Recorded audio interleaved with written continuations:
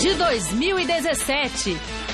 O ano já começa com bola rolando na Copa São Paulo de Futebol Júnior.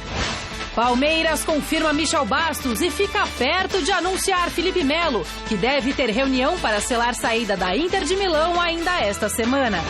A caminho da Inglaterra, Gabriel Jesus escreve carta de despedida e agradece ao Palmeiras. Casim faz exames para assinar com o Corinthians e Timão pode perder Rodriguinho para a China. Falando neles, Oscar chega ao país asiático para defender o Xangai. Atleta é a transferência mais cara da história do futebol chinês. Santos e São Paulo miram reforços para fortalecer o ataque. E ainda um balanço da edição número 92 da Corrida São Silvestre. E uma reportagem especial com a galera do Fundão, que faz a festa durante a prova nas ruas da capital paulista. O primeiro Gazeta Esportiva de 2017 já está no ar. Olá, muito boa noite, feliz ano novo para você que está em casa acompanhando mais um Gazeta Esportiva, feliz ano novo para nossa equipe que está aqui no estúdio, para quem está no Switcher trabalhando, para o Garrafa, para o Godoy. A gente vai começar o nosso programa falando da Copa São Paulo de Futebol Júnior, competição que abre a temporada 2017 do futebol brasileiro.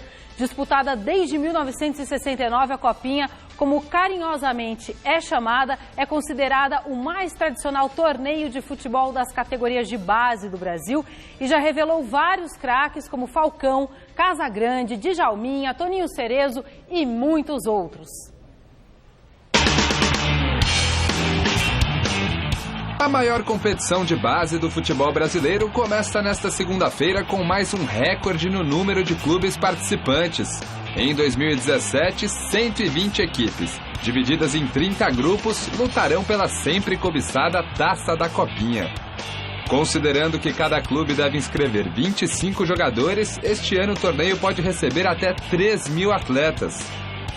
Uma outra novidade é que a Federação Paulista ampliou para 6 o número de substituições ao longo das partidas. No entanto, para a equipe fazer as 6 alterações que tem direito, ela tem que utilizar no máximo 3 paradas, para não interferir no tempo de jogo. Em campo, uma coisa é certa. Milhares de garotos buscam o sonho de chegar ao Pacaembu no dia 25 de janeiro, para a tradicional decisão da Copa São Paulo. No ano passado, deu Flamengo. Diante do Corinthians, maior vencedor da história do torneio, com 9 títulos, o Mengão saiu perdendo por 2-0, mas conseguiu empatar o jogo e levar a partida para os pênaltis. Aí brilhou a estrela do goleiro Thiago, que garantiu o tricampeonato rubro-negro na competição.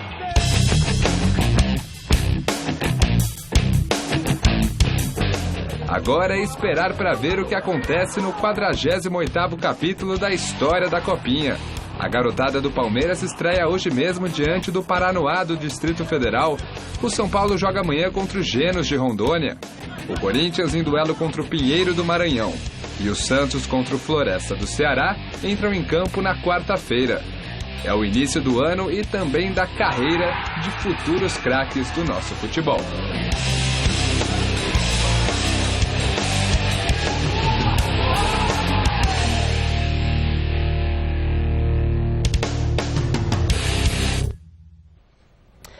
Tá certo. Boa noite, Anitta. Boa noite, Godoy. Boa noite, você em casa acompanhando o Gazeta Esportivo. Um Feliz bom 2017. Não é?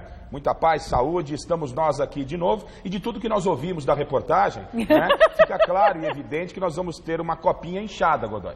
Não é? Ficou claro, evidente ali. Não restou nenhuma dúvida, nem para mim, nem para você, muito menos para Anitta. 120 é? São 120 times. O que eu venho lamentando já não é de hoje, não quero ser repetitivo, mas perde no seu contexto. São muitos jogos. A gente não consegue focar, talvez, numa revelação, alguém que possa surgir, e isso perde o conteúdo da competição, né? Num passado que não é tão recente assim, mas tínhamos a Copa São Paulo na cidade de São Paulo, com os grandes participando, Corinthians, Flamengo, Internacional, e aí toda vez que eu faço esse comentário eu me pergunto, pô, Garrafa, mas quer dizer que você é contra as equipes do Norte, Nordeste? Não. Eu entendo que durante todo o ano poderia se fazer uma seletiva e que se traga o que tem de melhor nas outras praças para agregar. E então, que se não for na cidade de São Paulo, que seja uma sede em Campinas ou uma outra vez em Ribeirão Preto, mas que centralize na cidade de São Paulo. Eu gostava muito daquele formato, agora com 120, confesso a você que perdemos muito do interesse. Quando a gente começa a se interessar pela Copa São Paulo, já é fase semifinal e decisão,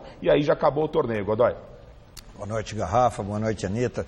Boa noite para você que está de olho na Gazeta, porque eu também estou de olho em você. Mas eu já sou a favor da multiplicação, entendeu? Eu sou a favor. Igual pegou o pão lá, né, entendeu? Aumentou o vinho. Teríamos outros exemplos, mas é melhor. Entendeu? Vamos seguir no pão. Eu sou a favor da multiplicação, você entendeu? Eu só não sou a favor. Eu só não sou a favor de muitos filhos, que aí esse negócio de multiplicar gente, aí não. E aí a Michele já não concorda com você. A Michele, por exemplo, ia ter que pagar imposto. Você gosta de festa com muita gente, então. A Michele ia ter que pagar imposto. Festa é bom com muita gente, que ninguém vê quem tá do outro lado, você entendeu? Aí você picota daqui, picota de lá, dá uma pingotada aqui, uma pingotada lá. E é o seguinte, ó, a copinha aí é legal, tinha que ter uns 300 times, porque ela só vai valer mesmo depois que a hora que começa o mata-mata. Aí é que mostra quem tem qualidade e quem não tem. E outra coisa, é clichê esse negócio de falar que a Copa revela jogador. A Copa não revela ninguém. Não? Essa copinha nunca revelou alguém. Nunca, não revelou ninguém. Em uma semana não dá para revelar jogador nenhum. O que revela são as competições durante o ano todo. O São Paulo, por exemplo, ganhou todas as competições júnior do ano passado. Agora chega aí e fala, a copinha revelou fulano de tal. Não revelou ninguém. Em uma semana não revela ninguém. É que alguns jogadores que poderão até ocupar uma posição de destaque na competição vão jogar no time de cima, mas não que são revelados na Copa. Essa Copa o Garrafa e o Celso ficam falando que revelou. Ninguém. Ela apresenta o jogador. Tem razão pelo seguinte, porque é um torneio, Anitta, é um torneio que acaba tendo visibilidade. Isso. E aí você acaba observando jogadores que você não observa no decorrer do ano. A gente teve recentemente a Copa RS no Rio Grande do Sul, teve Copa Libertadores, teve Copa do Brasil. Algumas emissoras de canal fechado agora já começam a acompanhar essas competições, mas se falava no passado de Falcão, Casagrande, foram jogadores que apareceram para o público na Copinha, mas que já vinham se destacando nas categorias durante a temporada. O Godoy é uma pessoa às vezes mal compreendida pelas pessoas. Eu compreendo o Godoy. Eu também não faço questão nenhuma de ser bem compreendido, você entendeu? Porque o que você pensa não me interessa. O que interessa é o que eu penso. E o que você tem razão. Dentro do seu âmago do seu interior. Olha que bonito. Eu prefiro sou do lado de fora. Só do lado de fora. Tá bom, Godoy. Garrafa. Gente... 2 partidas pelo Grupo 7, tem sede em Araraquara, abrem a rodada dessa segunda-feira. Daqui a pouquinho, 6:45, a Ferroviária vai enfrentar o Vila Nova, de Minas Gerais. Às 9 da noite tem a estreia do Palmeiras contra o Paranoá, do Distrito Federal. Capivariano, Genos de Rondônia e União Barbarense. Esse daí é o grupo do São Paulo, viu? Que amanhã vai estrear na Copinha. E o repórter Felipe Esboril foi conferir a preparação desse tricolor. O São Paulo chega com uma grande responsabilidade para esta edição da Copa São Paulo de Juniores. O time dirigido por André Jardini conquistou 5 títulos em 2016. Só falta este torneio. O problema é que muito jogador já atingiu a idade limite dos 20 anos e teve que subir para o profissional. A gente se prepara da melhor maneira possível para todas as competições e foi assim durante o ano todo. É claro que tivemos algumas saídas, né, de alguns jogadores que estavam no limite da idade, mas essa molecada que vai jogar a Copa São Paulo também durante o ano participou de muitos jogos, praticamente foi o time que levou a nossa equipe na campanha do Campeonato Paulista Sub-20, né? Enquanto a equipe mais velha acabava jogando mais a Copa Paulista, então a gente tem certeza e convicção de que estão muito bem preparados para jogar a Copa São Paulo. Desde que assumiu o time principal, o ex-goleiro, agora treinador Rogério Ceni, tem se empenhado em integrar a base com o time profissional. Sem desmerecer nenhum outro treinador, mas o Rogério foi o cara que até agora, no meu tempo de São Paulo, deu maior atenção à base, né? Veio assistir jogos, veio assistir treinos e realmente se interessou muito, né? Pegou um acervo de vídeos também, isso é uma coisa importante, porque como ele também chegou já na reta final das competições da base, ele se sentiu importante que assistisse jogos da caminhada toda, né? Jogos durante o ano que a gente teve, jogos muito bons. e ele levou por vídeo também, então hoje ele é um treinador do profissional que conhece a fundo a base, conhece a fundo os jogadores que ele tem à disposição. Pelo que a gente falava, né, da boa campanha que o São Paulo fez, inclusive na temporada, como campeão da Copa Libertadores, Copa do Brasil, entra como um dos favoritos na Copinha, mas entra desfalcado porque o meia Shailon, né, que é o destaque dessa equipe, foi inclusive destaque na Copa Libertadores da América, ele foi chamado pelo Rogério Ceni para integrar a equipe que vai para a Florida Cup. É o garoto que era promessa nas categorias de base, vinha se destacando, estava aí sendo a grande atração do São Paulo também para essa Copa, mas o Rogério Ceni já tinha boas referências do garoto, foi pego de surpresa e ele integra então a delegação do São Paulo, que agora no início do mês vai para a Copa da Florida Cup iniciar a pré-temporada. Então, querendo ou não, é mais um reforço do São Paulo para esse início de 2017, Anitta. Tá ok, querido. Quem pretende fazer bonito na Copinha é a Ponte Preta, que já fez história ao conquistar um bicampeonato. O repórter Alexandre Silvestre acompanhou o treino da Macaca. A Ponte Preta tem um histórico respeitável na Copinha. Bicampeã, 81 e 82. 7 finais ao todo. A última em 98. Perdeu nos pênaltis para o Internacional.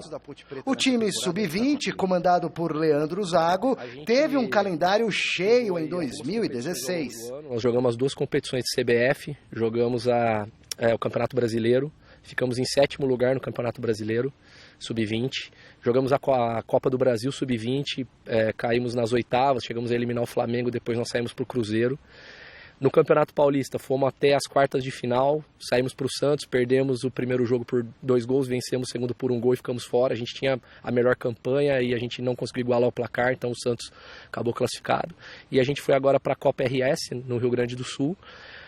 Classificamos em primeiro do nosso grupo, pegamos o Flamengo nas quartas e fomos eliminados. Então caímos nas quartas, classificação geral também, a gente foi 7º colocado. Para a disputa da Copa São Paulo de Juniores, Leandro Zago poderia escalar um time mais forte, com 4 jogadores já profissionalizados. Mas essa não é a ideia. O atleta que realizou a transição para a equipe profissional, o clube não vê como válido trazê-lo para jogar de novo uma Copa São Paulo, porque o foco nosso principal é a formação e abastecer o profissional com os novos jogadores. A gente acha que é muito importante para a formação deles jogarem uma Copa São Paulo, e os atletas poderiam tirar espaço de alguns que vão jogar essa Copa São Paulo e que podem fazer essa transição futuramente. Voltar a revelar grandes jogadores é o principal objetivo, como no passado. Só para citar alguns, o meia-esquerda de cá, o zagueiro Oscar, os goleiros Carlos e Valdir Pérez, o atacante Luiz Fabiano e assim por diante. A gente está buscando resgatar essa identidade da Ponte Preta como clube formador, através de mostrar para os jogadores o que é ser um atleta da Ponte Preta. Tem um respeito muito grande pela camisa. Hoje é uma camisa de Série A, de primeira divisão de Campeonato Paulista. E nos últimos anos isso acabou não gerando muitos recursos para o clube. Então a gente vê sim, porque a Ponte hoje ela tem uma estrutura que pode não ser top, mas é suficiente para que a gente consiga produzir um bom nível de jogadores. Bom, e daqui a pouquinho a gente vai falar dos reforços e da preparação dos grandes clubes aqui de São Paulo para a temporada. Mas antes, vote na enquete que está no ar no site gazetesportiva.com. A gente quer saber qual grande clube paulista tem mais chances de ser campeão em 2017. Corinthians, Palmeiras, Santos ou São Paulo? Acesse o site e vote. O resultado eu dou no final do programa de hoje. Que time que está mais bem colocado aí para ser vencedor esse ano? Que cara é essa? Olhando no papel, não tem nenhuma dúvida. Palmeiras, campeão brasileiro, está se reforçando, os outros não se reforçam, ainda perdem alguns dos seus valores. O que vai ser nesse ano a gente não sabe. Tem que esperar passar os campeonatos. Mas que o Palmeiras é o grande favorito a conquistar os campeonatos é o Palmeiras, pelo time que está montando e pelo elenco que tem. E o Godoy? A pergunta não é quem é mais candidato à Copinha? Não, não é a Copinha. Pelos reforços de cada clube, pela condição de cada clube, que eu também falei isso pro Barba na redação. A pergunta é confusa, mas ela não é. Desculpa. É assim, dos times paulistas, qual está mais bem preparado para ser campeão nesse ano de 2017? Pode ser campeão da Copinha. Eu estou respondendo a pergunta que a Anitta me fez, senhor Godoy. Pode ser campeão do Campeonato Paulista. A minha resposta é absolutamente campeão brasileiro, pode ser campeão da Libertadores, pode ser campeão lá da casa da mãe Joana. Santos. Santos?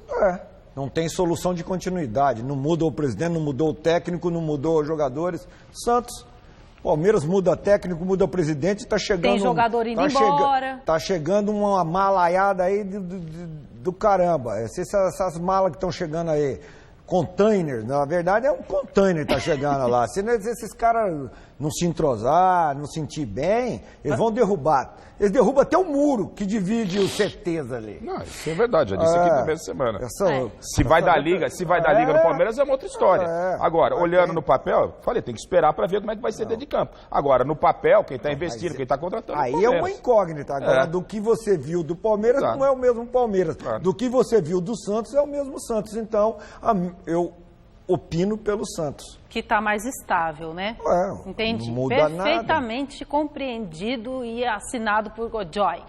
E você aí de casa acompanha o Gazeta Esportiva nas redes sociais. É twitter.com/Gazeta Esportiva. Lá no Facebook, Gazeta Esportiva. E para rever os programas, acesse o site da TV Gazeta, o endereço tvgazeta.com.br. Vocês têm algum recado de ano novo para mandar para alguém? Estou vendo que vocês estão com o coração cheio de amor e alegria.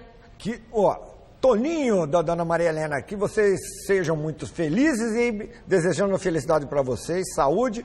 Eu estendo a todos os telespectadores que acompanham, olho na Gazeta, Gazeta no olho de vocês, tá? Excelente 2017 com saúde, porque esse negócio de ficar falando vai ter paz, vai ter isso, vai ter aquilo, vai ter guerra pra cacilda, vai ter uma mortandade do caramba aí, a gente tem que, se conseguir sobreviver do crime e da dengue, da zika, do escambau A4, já tá bom demais. Então nós precisamos ter saúde, até para enfrentar os vagabundos a gente precisa ter saúde, ainda mais esses vagabundos demagogo político, então. Mandar um abraço para o nosso editor Montanha, que eu não via há muito tempo, sempre simpático, amável. Grande beijo para você, Montanha. Eu senti uma ponta de ironia, mas não é o caso de eu comentar o assunto. O assunto agora é a 92ª edição da Corrida Internacional de São Silvestre, que no último dia do ano fez a festa de cerca de 30 mil participantes que invadiram as principais ruas e avenidas aqui de São Paulo. O comentarista da prova pela TV Gazeta e especialista em São Silvestre, o Vanderlei Oliveira, fez um balanço da corrida que teve a vitória do etíope Le Alem e a quebra do recorde, né, da queniana Jemima Sungong. A última edição da Corrida Internacional de São Silvestre reservou grandes surpresas.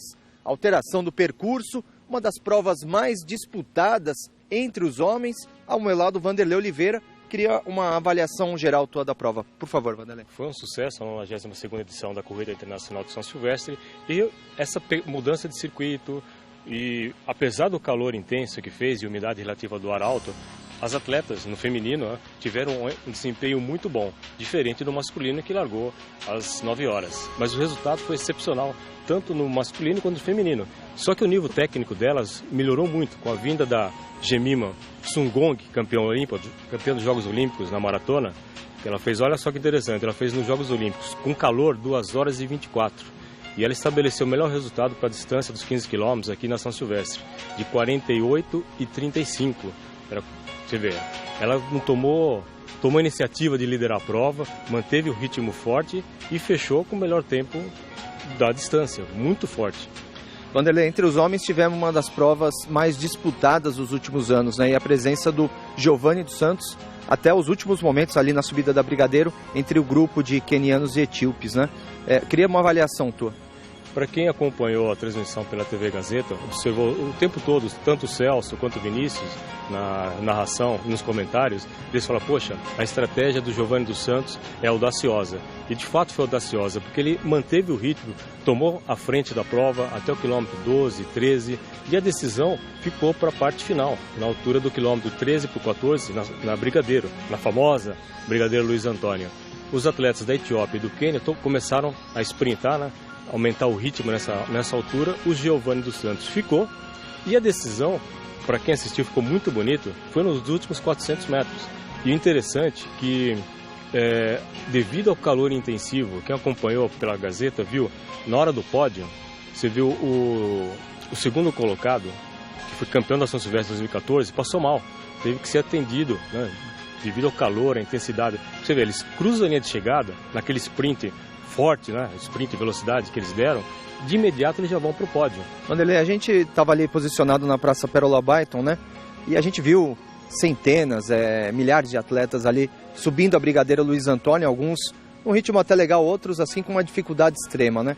Então aquele teu recado para o atleta que quer correr a São Silvestre, a próxima edição de 2017, em relação a treinamento, a alimentação, tudo aquilo que envolve uma corrida de alto nível.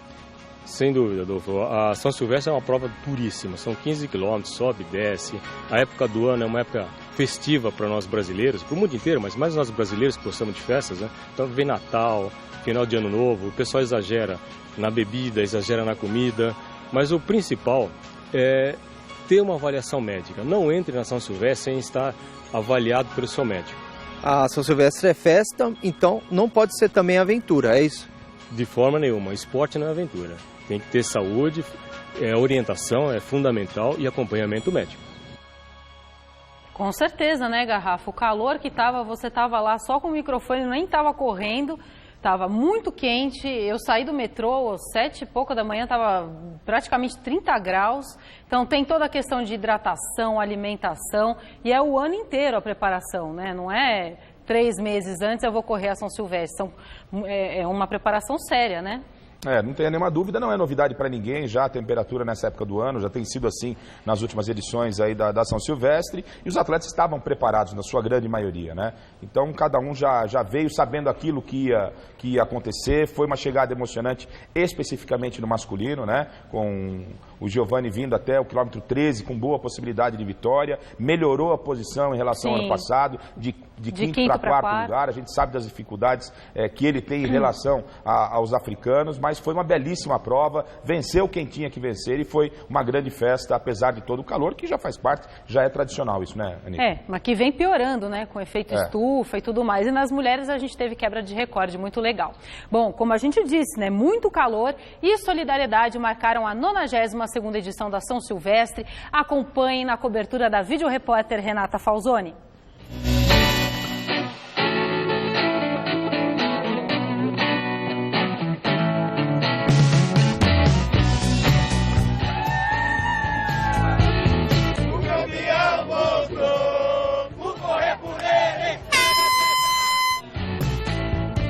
Minutos depois da largada, o pessoal ainda está caminhando.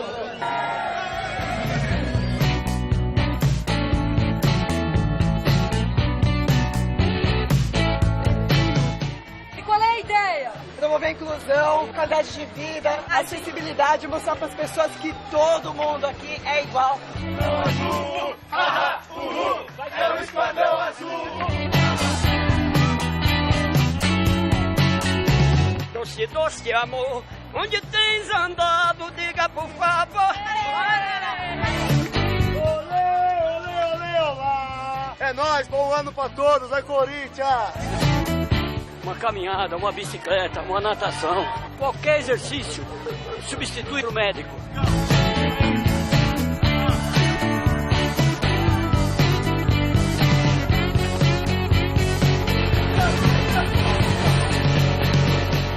Fundão já fez 1/3 da prova e não conseguiu um único copo de água. Queremos água.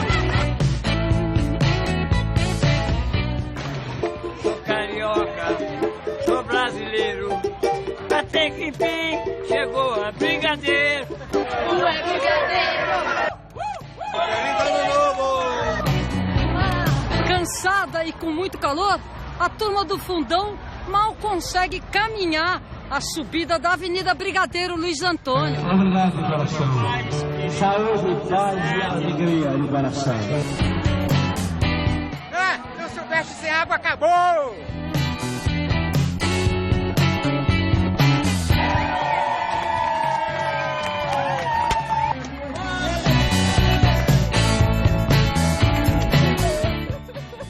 Gratidão demais!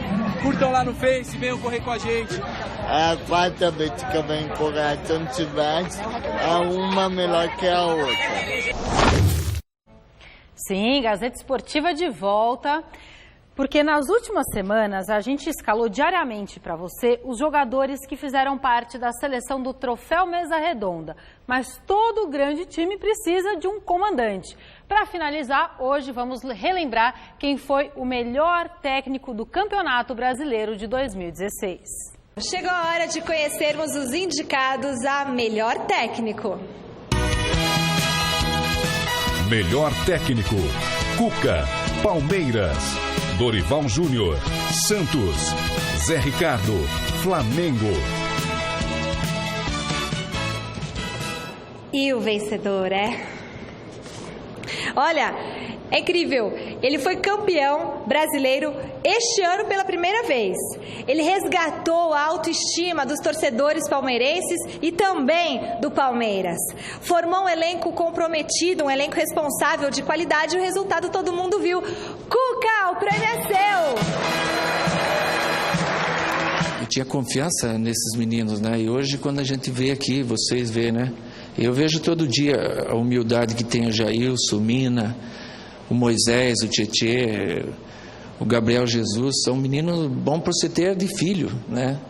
Então, quando eles têm uma humildade assim e levam tudo isso para dentro do campo, a gente tem muita esperança de ganhar. E naquele momento a gente falou que poderia ser campeão e Deus abençoou. No final a gente acabou sendo campeão de um campeonato que é muito difícil ganhar.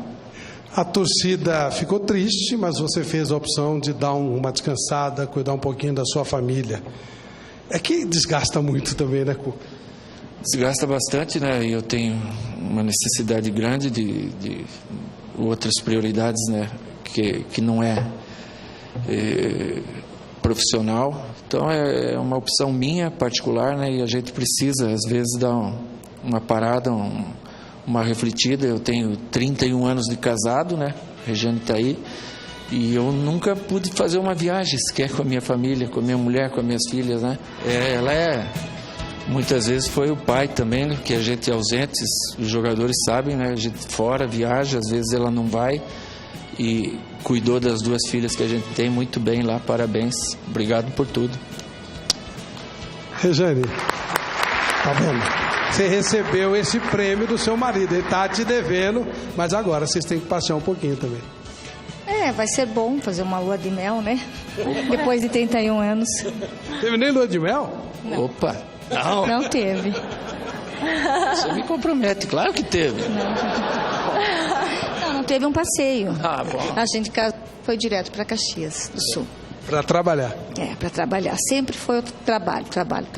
A vida inteira dele foi trabalho. É bom, é legal, mas tem uma hora que precisa dar uma descansada também. Vão as filhas também? A gente pretende levar, quem sabe a gente consiga. Vamos ver, se não tiver que levar os caras junto. Ele faz sucesso porque ele é uma pessoa boa, uma pessoa humilde, um excelente marido. Opa. E um excelente técnico. Obrigado. Vamos fazer a entrega do prêmio?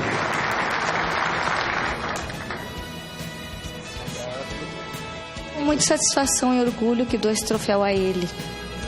Muito merecido mesmo. Parabéns. Não é fácil não, vovó. Já é dia 2 de janeiro, olha nós aqui, né? Né, Godoy, né? Garrafa. O garrafa é desgarrado, não tem mulher, não tem nada, tô brincando. Sabe da minha vida, querida? Se eu contar metade da sua vida aqui, o programa sai do ar, Anitta. Segue o programa. E o meio-campista Oscar chegou hoje a Xangai, na China, para defender o Xangai SIPG, clube que também tem os brasileiros Elkson e Hulk. No desembarque, Oscar foi recebido por dezenas de torcedores com faixas e bandeiras, homenageando o recém-chegado reforço. Aos 25 anos, Oscar deverá ter o 4º maior salário do mundo, atrás do trio Tevez, Cristiano Ronaldo e Messi, e receberá cerca de 2 milhões de reais por semana. A transferência dele do Chelsea, da Inglaterra, para o Xangai é a maior da história do futebol chinês. Os asiáticos pagaram cerca de 218 milhões de reais para tirar o meio-campista da Inglaterra. Começou bem o ano? Porra, começou bem o ano? Ô, louco, isso aí começou bem o resto da vida dele inteira agora, né? O cara vai ganhar brincadeira, né? O cara vai ficar milionário uma vez por semana. É um absurdo, o futebol chinês paga, é uma opção do Oscar, não estava bem lá no Chelsea. Enfim, a gente respeita, mas vou falar para você uma coisa, é muita grana, hein, Godoy? Ô, louco. Eu queria entender como que os caras conseguem jogar dinheiro fora desse jeito, né? Por que jogar dinheiro fora? É ruim o Oscar? O Oscar não joga nada. Aliás, é o único Oscar ruim que eu conheço, ele não joga nada. Vai ganhar uma baita grana dessa. Os caras estão com chinesaiada lá, vou falar com você. Eles devem estar fabricando dinheiro lá. Ô, Godoy, vamos virar comentarista lá na China, vamos tudo pra China. Agora falaram que vão levar árbitro para lá, mas eles podiam levar o árbitro de 60 anos de idade. Aí, ó. Comecei a falar da vida da Anitta, ela já quer ir pra China, velho. Eu vou cara, começar a estudar chinês. Não tem cabimento, cara, pagar isso por esse cara, para jogar, esse cara não. Para um jogador com a qualidade do Oscar, o cara, eles não têm noção do que é dinheiro, então, cara, vão ficar explorando lá a população, trabalhando como escravo lá, para esse povo ficar rico e gastando dinheiro com um jogador ruim, cara. Menino, Godoy hoje tá não no pode, melhor estilo Godoy. Não é possível que o dinheiro lá é diferente, o enriquecimento lá é diferente, pô, dos outros lugares. Não é possível gastar uma grana dessa com um jogador de futebol. Nós vamos fazer uma operação Lava Jato na China, tá ok? Vou falar, se levar o Sérgio Moro para lá, fecha a China, hein? Vamos fazer essa operação lá, viu? Nas últimas horas de 2016, o Palmeiras confirmou mais um reforço, é o meio-campista Michel Bastos, que já tinha o nome especulado no clube. Ele chega ao Verdão com 2 anos de contrato, com opção de renovação por mais uma temporada. Assim que confirmou o acordo, o Palmeiras divulgou um vídeo do jogador com um recadinho para a torcida. Vamos ver. Alô, torcida palmeirense, aqui é Michel Bastos. Estou aqui para dizer o quanto eu estou feliz de estar anunciando para vocês aí a assinatura de 2 anos de contrato com o Palmeiras. Feliz de poder estar vestindo uma camisa de um grande clube, de tantas conquistas. Espero poder ajudar durante esse período com muito mais títulos, com muita mais conquistas. Então, gente, podem contar comigo por que der e vier. Então já estou aqui para anunciar um feliz ano novo para vocês, tudo de bom e que esse ano seja verde e branco. Valeu? Tamo junto. E o próximo reforço anunciado pelo Palmeiras pode ser Felipe Melo, que já tem tudo acertado com o clube e aguarda a liberação da Inter de Milão. Uma reunião entre o jogador, representante dele e os dirigentes do clube deve acontecer nesta terça-feira, tá? A imprensa italiana dá a transferência praticamente como certa, já que hoje a Inter viajou para a Espanha, onde fará um período de treinos nessa semana, e o volante brasileiro foi liberado pelo técnico Stefano Pioli. O contrato de Felipe Melo com a Inter vai até o meio desse ano e, caso ele seja dispensado, a equipe de Milão economizará cerca de 6 milhões de reais em salários. Michel Bastos e Felipe Melo são bons reforços para o Palmeiras, Godoy e Garrafinha? São bons reforços, né? Principalmente você imaginando o Felipe Melo, que jogou na Turquia, né?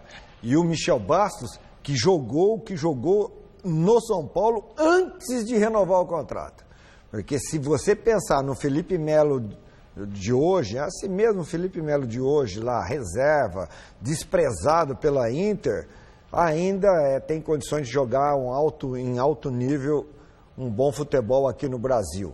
Agora o Michel Bastos, se for aquele do início do São Paulo, também vai ser um excelente reforço. Caso contrário, vai ser um excelente tumultuador se ele ficar comendo, bebendo e dormindo como ele fez no São Paulo, embora ele tivesse motivos, que foi a agressão sofrida ou praticada pela torcida do São Paulo.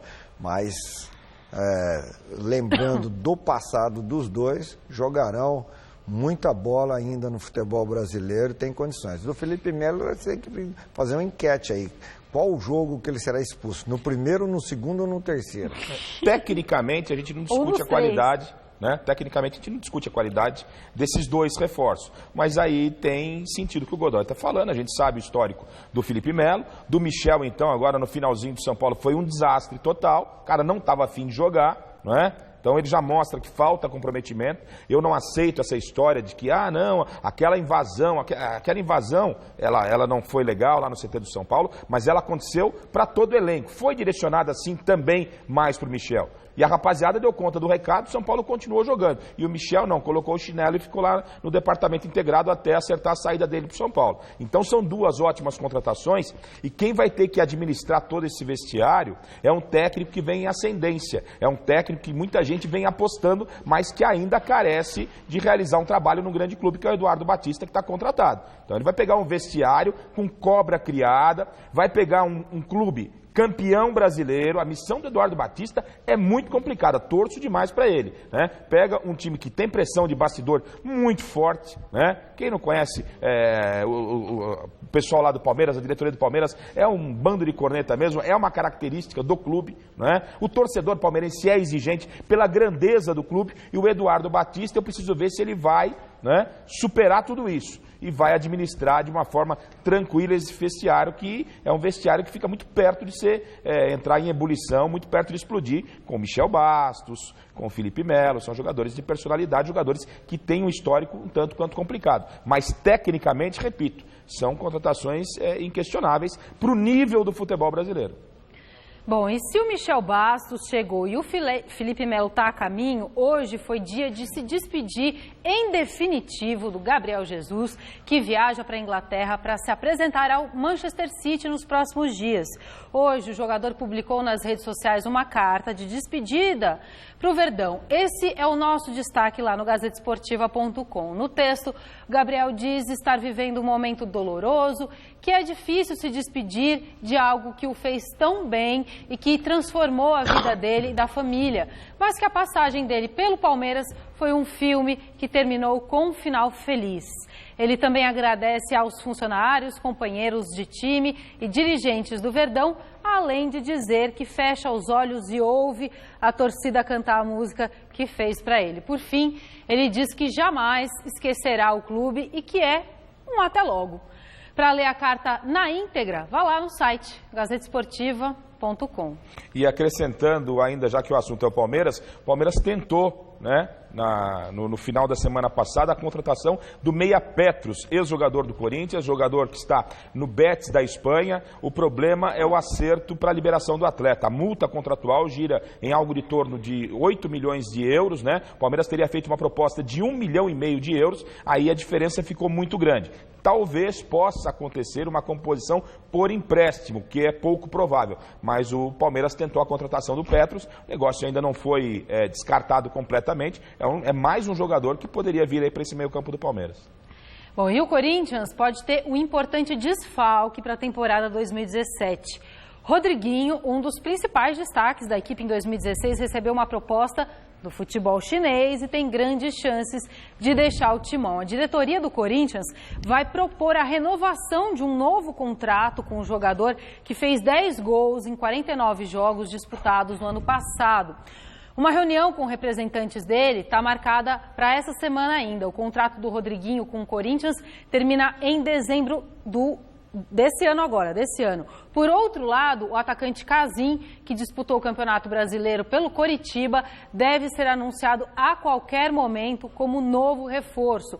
O jogador realizou exames físicos e cardiológicos na manhã desta segunda-feira e vai assinar contrato por 2 temporadas. A diretoria da equipe paranaense quer receber cerca de 1,5 milhão de reais para liberar esse jogador.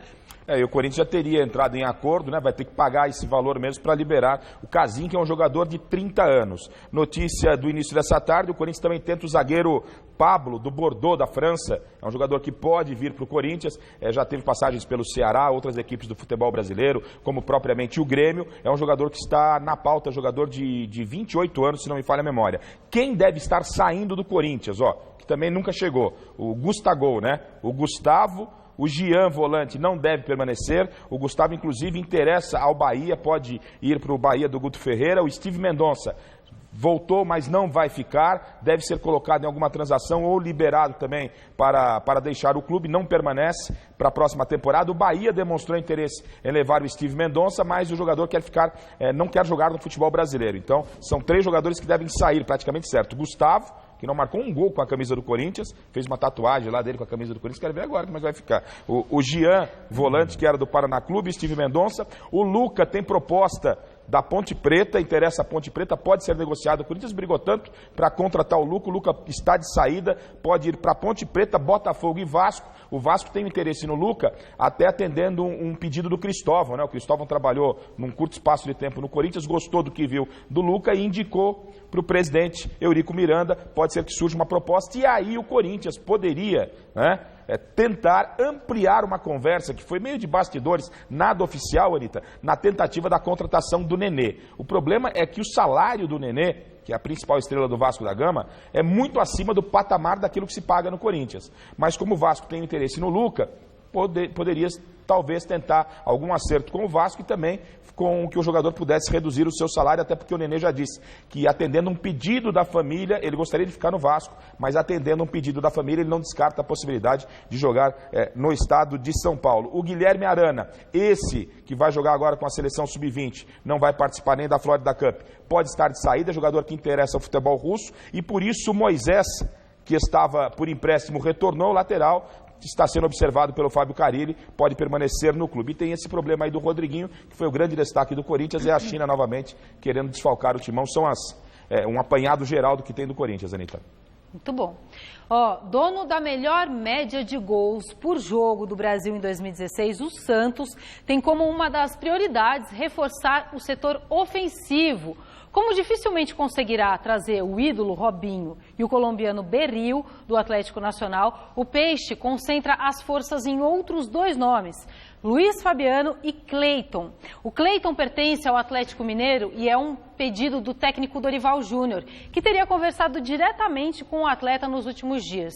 O problema é convencer o Atlético a liberar o jogador, já que o Galo pagou 2,5 milhões de euros no ano passado para contratar o jogador, né? Tentar um empréstimo seria uma possibilidade. Já o Luiz Fabiano está sem clube depois de deixar o futebol chinês. O clube já teria oferecido um contrato de risco nos moldes do que fez com Ricardo Oliveira em 2015, quando o atacante retornou ao futebol brasileiro, mas a pedida do Luiz Fabiano era maior. Com o interesse de outros clubes em Rodrigão, as conversas com o Luiz Fabiano teriam sido retomadas e o Santos poderia subir a oferta e o atacante também aceitaria receber menos do que pediu anteriormente. Bom, apesar de não ser um setor tão necessário aí para o Santos, né? Vocês acham que seriam bons reforços, meninos? O Luiz Fabiano é desnecessário. Já no São Paulo ele só estava comendo, bebendo e dormindo, e frequentando mais o departamento médico do que o departamento técnico. Jogador que precisa ter um geriatra do lado dele para cuidar dele. Então, eu acho desnecessário. Em relação a essa palavra reforço, tem jogador que não é reforço nenhum, cara. Esse tal de casinha aí não é reforço nenhum, isso daí é uma contratação. E no Santos, o Santos vai pôr o Luiz Fabiano, contratar o Luiz Fabiano, vai jogar quem? Vai jogar Ricardo Oliveira ou Luiz Fabiano? Vão jogar os dois? Não dá, é desnecessário. Tem uns negócios aí que a gente não consegue entender, sabe? O que passa na cabeça dos treinadores, da comissão técnica ou do empresário, sabe? Acho que é muita participação. E outra coisa, né, Godoy? Eu concordo com o Godoy. Quando você já tem um jogador já experiente como o Ricardo Oliveira, que é o dono da camisa 9, você traz o Luiz Fabiano, que por onde passou, hoje é verdade, já em declínio na carreira, mas por onde passou sempre foi referência, você vai criar um conflito dentro do Santos onde não precisa. Seria muito mais interessante você buscar no mercado um jogador que tenha uma promessa, que possa complementar ali, de vez em quando, na ausência do Ricardo Oliveira, aparecer jogando lá na frente, ou até um jogador que saiba jogar um pouquinho pelas beiradas, tanto pelo lado esquerdo como pelo lado direito, para formar uma dupla com o Ricardo Oliveira, do que trazer um medalhão que já está em final de carreira. Talvez não que o Ricardo Oliveira não possa ser útil ainda no futebol brasileiro. O nível é tão ruim do futebol brasileiro que ainda cabe-se um Luiz Fabiano. Mas para o Santos, que já tem um jogador que demonstrou, apesar da idade um pouco avançada em relação à média dos jogadores, que é um jogador importante, que é um jogador eficiente, que é a referência do Santos, eu entendo que particularmente trazer o Luiz Fabiano hoje seria um tiro no pé da equipe santista. O Dorival teria um sério problema. Então é seguir com o que está, aproveitar, dar uma olhada com mais carinho para as categorias de base. É claro que não é todo dia que no Santos vai aparecer uma revelação, mas você pode investir talvez num jogador de um time de menor expressão, uma promessa, e lapidar esses jogadores no bom elenco do São Paulo. Do Santos, melhor dizendo. Do Santos. E no São Paulo, a apresentação dos jogadores acontece na próxima quarta-feira. Além do técnico Rogério Ceni, as novidades para esse início de temporada são as contratações dos atacantes Wellington Ney e Neilton, o goleiro Sidão e, mais recentemente, o meio-campista Cícero. Quem ainda pode reforçar o tricolor nesse início de temporada é o atacante paraguaio Coleman. Depois de não chegar a um acordo com o Nacional do Paraguai e dar as negociações como encerradas, a diretoria do São Paulo pode abrir uma nova negociação. O valor seria de aproximadamente $1 milhão, algo aí em torno de pouco mais de 3 milhões de reais, por 50% dos direitos econômicos do jogador. O entrave está na forma de pagamento. A diretoria do tricolor quer fazer o pagamento em 4 parcelinhas, enquanto o clube paraguaio quer receber o valor, à vista, em cash. Uma nova conversa entre os dirigentes deve acontecer nas próximas horas. Vale gastar essa grana numa aposta dessa? Para qual de vocês, qual setor do tricolor dá mais dor de cabeça para o Rogério Ceni, vocês acham, meninos? O Rogério ele tá montando a equipe com algumas peças pontuais.